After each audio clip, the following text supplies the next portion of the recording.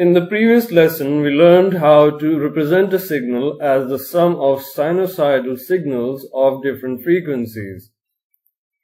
In designing an amplifier, we have to consider its response to input sinusoids of a known bandwidth. Before we do that, we first need to consider two important quantities.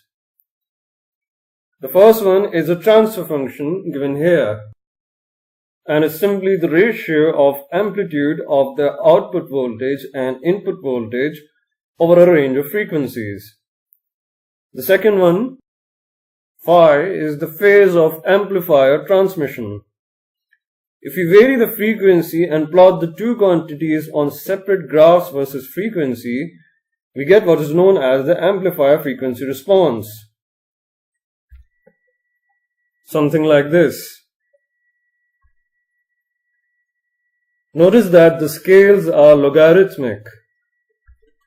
More commonly, the magnitude of transmission is expressed in decibels. The figure on the top right is known as the magnitude response, and the one on the bottom is known as the phase response. Together, they both constitute the amplifier frequency response.